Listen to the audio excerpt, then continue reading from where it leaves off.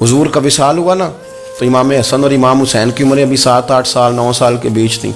तो हज़रत मौला अली शेर खुदा रदी अल्लाह ताला अन्हु के साथ इमाम हसन आए मस्जिद में, तो मिंबर पे बैठे हुए देखा हज़रत अबू बकर सिद्दीक़ को, तो कहने लगे नीचे उतरना, मेरे नाना का मिंबर है। बच्चों को बड़ी पहचान होती है ना अब्बा के कपड़ों की, से पता होता है कि ये मेरे नाना का है, ये मेरे, नीचे उतरो, ये मिंबर मेरे नाना का है। तो हज़रत अली मुर्तज़ा ने जल्दी से पकड़ा और पकड़ के फरमाया जरा हुसैन हसन ये क्या कह रहे हो? अब देखें ना बच्चा यहाँ किसी का शोर करे तो मैं आपको जुमा छोड़ के बच्चे की थोड़ी सुनूंगा। मैं कहूँगा कि भाई ठीक हो गया, बच्चे को ले जाओ ज़रा इससे पीछे करो, जुमे के बाद बात करते हैं। लेकिन वो थे ना रसूलुल्लाह के नवासे, और हज़रत अबू बकर सिद्दीक़ अज़मत और शान को समझते थे। उन्होंने कहा नीचे उतरिए, मेरे नाने का मिंबर है। तो हज़रत सिद्दीक़ एक बार नीचे उतर के खड़े हो गए। तो एक जुमला, बाकी बुजुर्गों ने भी बड़ा कुछ लिखा है, पर यहाँ एक बात शाह अब्दुल अजीज मुहद्दिस देलवी ने लिखी है। हज़रत सिद्दीक़ एक बार रो पड़े, कहने लगे हसन अगर मिंबर तेरे नाना का है तो अबू बकर भी तो तेरे नाना का ही है ना, ये को बाहर से तो नहीं ना आया, ये भी तेरे नाना का है। तो हज़रत इमाम हसन हंसने लगे, फरमाने लगे ठीक हो गया, बैठ जाए मिंबर पे, पढ़ाएं जुमा। समझ आ गई है बात की, पढ़ाएं जुमा। आपकी बात की मुझे समझ आ गई है कि अगर मिंबर नाना का है तो अबू बकर भी तो उन्हीं का है ना जनाब सिद्दीक़ अकबर। अपनी ज़िंदगी वफादारी के साथ, गुलामी के साथ, और अदब नहीं छोड़ा एक मिनट के लिए, एक सेकंड के लिए। रसूल कायनात सल्लल्लाहु अलैहि वसल्लम के अगर कोई बेअदबी करता था तो उन्हें जलाल आता था। आपको एक बात बताऊं, गैरत ना इश्क का हिस्सा होती है। हम बड़े शरीफ लोग हैं, पर हम कहते हैं सारे काम करना, हुजूर के बारे में बात कोई ना करना, ये नहीं हम बर्दाश्त करते। वो किस तरह का आशिक है कि महबूब के खिलाफ बात भी सुन गए, ये इश्क है? ये तो तौहीन की तूने। हज़रत सिद्दीक़ वो बड़े मीठे बड़े ठंडे आदमी थे। उर्वा बिन मसूद सख्फी बाद में मुसलमान हुए। वो कहते हैं मैं हुदैबिया के मौके पे आया तो मुझे पता था, मैं जानता था अबू बकर सिद्दीक़ बड़ी ठंडी तबीयत के आदमी हैं। कहते हैं नबी पाक सल्लल्लाहु अलैहि वसल्लम के गिर्द ना मैंने हाला देखा गुलामों का, कोई हाथ बांधे खड़ा है, कोई पानी का कतरा लेने के लिए खड़ा है, कोई वुज़ू का बचा हुआ पानी लेने खड़ा है। तो चूंकि वो आए थे काफिरों की तरफ से, तो तनकीद करने वाले को कहानियां बड़ी मिल जाती। तो फौरन उर्वा बिन मसूद सख्फी कहने लगे ए मोहम्मद इब्न अब्दुल्लाह सल्लल्लाहु अलैहि वसल्लम आज ये आपके गिर्द खड़े हैं, पर जब तलवारें चमकेंगी तो दौड़ जाएंगे, तलवारों के सामने खड़ा होना आसान नहीं। तो हज़रत सिद्दीक़ एक बार पीछे खड़े थे, नबी पाक ठंडे मिजाज के आदमी, पर बात हुई थी ना सरकार के बारे में, तो दौड़ के आगे आए और इतना सख्त जुमला कहा, कहने लगे जा जाके लातो मनात की शर्मगाह चाट, तू कहता है कि हम हुजूर को छोड़ जाएंगे? मैं नबी पाक के बाकी गुलामों की बात नहीं करता, तेरे पास जितने सूरमे है ना तू सारे लेके आ, और नबी पाक के दिफा के लिए सिर्फ अबू बकर की तलवार ही काफी है। तू ला, तेरे पास जितने सूरमे हैं ला मैदान पे, तू ला ना, तेरे पास जितने सूरमे हैं। तू कहता है ये दौड़ जाएंगे, फरमाया तूने अभी हमारा रुख देखा नहीं ना, तू आ ना जरा मैदान में, मैं तुझे अकेले को बताता हूँ कि किस तरह हुजूर का दिफा किया जाता। और उर्वा बिन मसूद सख्फी कहने लगे ये कौन है?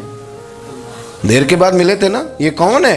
उन्होंने कहा ये अबू काफा के बेटे अबू बकर सिद्दीक़ हैं। तो उर्वा बिन मसूद कहने लगे ये तो बड़ी ठंडी तबीयत का बंदा था।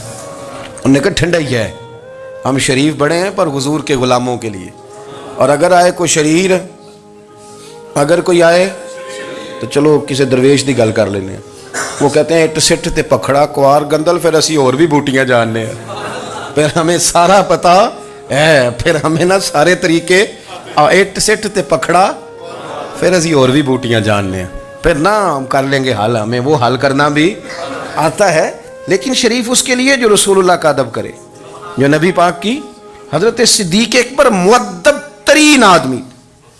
कोई बंदा अगर बाहर से आता था ना हुजूर से मिलने, तो उसको पकड़ के कोने में ले जाते थे, कहते थे आप पहले मैं तुझे अदब सिखाऊं कि नबी पाक की बारगाह में जाना कैसे। हाँ मैं तुझे बताता हूँ, कहीं ऐसा ना हो तेरे अमाल ज़ाया हो जाए। सांस भी आहिस्ता लेते थे, मस्जिद की सफाई करना, ड्यूटी करना, खिदमत करना, सारा कुछ करना, पर बैठते सबसे पीछे होके थे, सबसे पीछे होके। ये भी उनका ये एजाज़ था, पीछे हट के बैठना, कोई ऐसा काम ना करना जिससे लोगों को पता चले कि नहीं नंबर मेरा है। पीछे हट के बैठना, पीछे पीछे रहना, अपने वो शोहरत से बचने वाला पीछे पीछे रहता है, और जी चाहता है सारी गज़लें उस जालिम के नाम करे। कुछ लोग होते हैं ना वो पीछे पीछे होते हैं, कहते हैं नहीं नहीं मैं नहीं जी, ऐसा तो है ही कुछ नहीं, मेरे रसूल करीम अलैहिस्सलाम का अदब करना।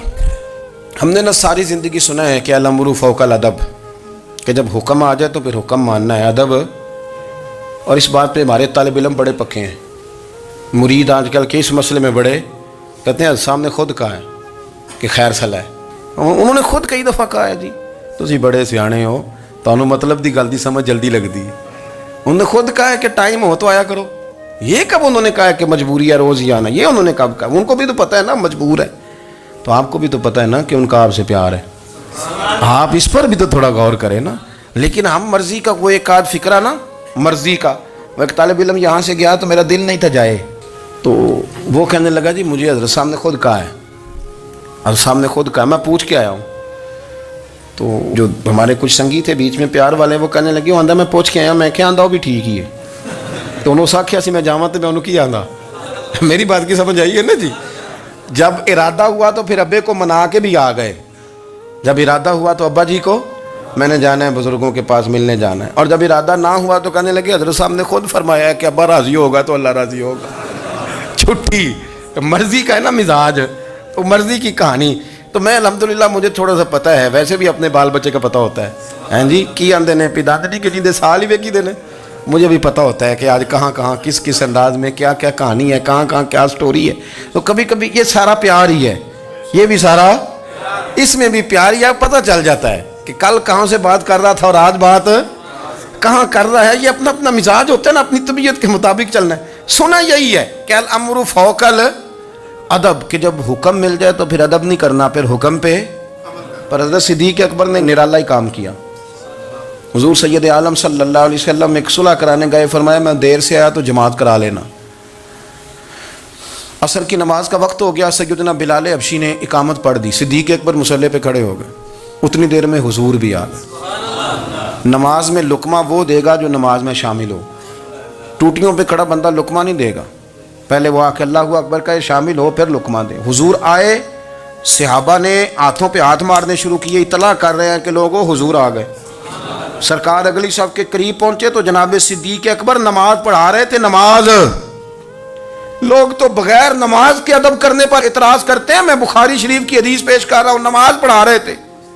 انہیں پتہ چل گیا نا حضور آئے ہیں، تو ایک قدم نماز سے پیچھے ہٹا لیا. نماز پڑھا کہ میں تے ول ویکھاں، او میں کعبہ بھول گیا آئی. ہن بھول گئیاں نہیں سب صوم صلاتاں، اکو یار دا فکر پیا آئی. حضرت صدیق اکبر نے ایک قدم پیچھے ہٹایا تو حضور نے فرمایا ابو بکر پڑھاؤ نماز. پھر دوسرا قدم پیچھے ہٹایا تو فرمایا پڑھاؤ نماز. تیسرا قدم پیچھے ہٹایا. ہم نے آج تک یہی سنا ہے کہ حکم ہو جائے تو حکم ماننا ہے، ادب.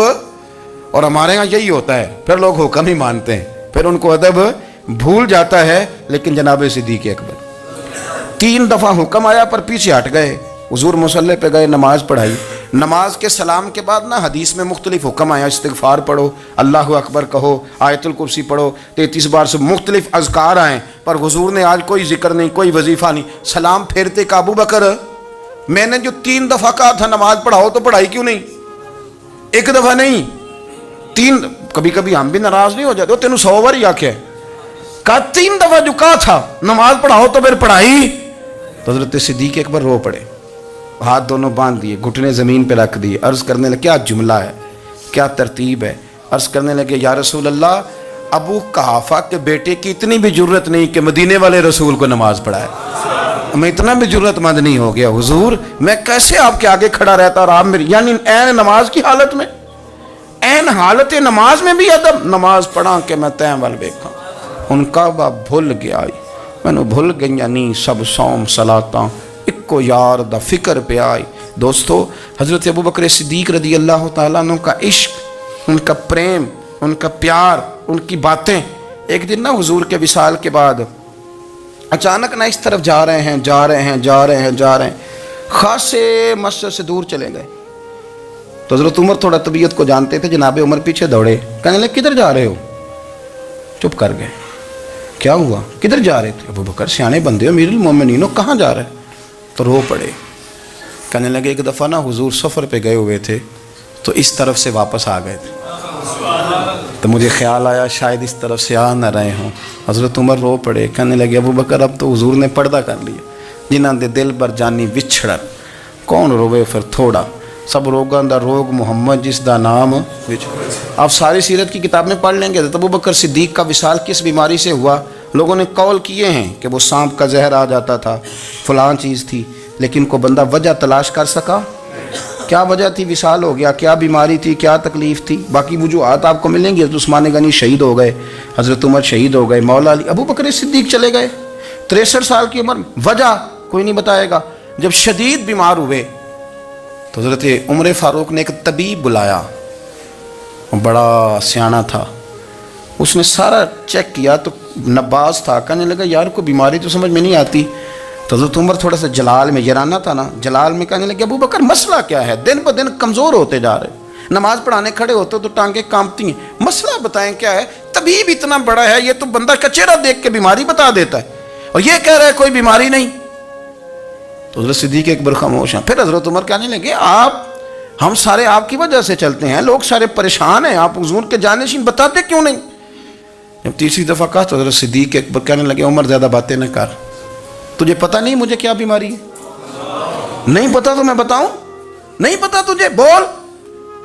تو جناب عمر رو پڑے. کہنے لگے ابو بکر مجھے پتہ ہے، آپ کا دیدار کے بغیر کام نہیں چلتا. وقت نا لمبا ہو گیا، چر ہو گیا، میں ترلے لیندیاں کدی موڑ میرے ول واگا، خواب میری وچ ایک وار دیاں میں ساری عمر نہ جاگا. مجھے پتہ ہے آپ کے مرض کا، پر ابو بکر امت کو ضرورت بھی تو ہے نا. تو حضرت صدیق ایک بار کہنے لگے بس ہو گئی ہے، اب میری وصیت یاد رکھنا، جب میں دنیا سے جاؤں تو اٹھا کے میرا جنازہ قبر رسول پہ لے جانا، اور پہلے پوچھ لینا کہ ابو بکر حاضر ہے، اجازت ہو تو مجھے دفن کر دینا، ورنہ جنت البقیع میں. تو لوگ کہتے ہیں ابھی جنازہ ہی رکھا ہی تھا کہ دروازہ اندر سے خود بخود کھل گیا، اور آواز آئی اب دیر نہ کرو، محبوب کو محبوب کے ساتھ ملا دو. پانی پر نہ سہیلیاں رنگا رنگ کڑے، اسی پریا اس دا جانی جس دا. میں نے شروع میں ایک بات کی تھی کہ اپنی خواہشات کو نا حضور کا غلام بنا دیں، سوچیں سمجھیں کہیں وہ لفظ جو مدینے والے رسول کو پسند ہیں، پھر دیکھنا مسلمان ہونے کا مزہ آئے گا، پھر ذائقہ نصیب ہوگا. اللہ ان کے درجات بلند فرمائے. آخر دعوانا الحمد.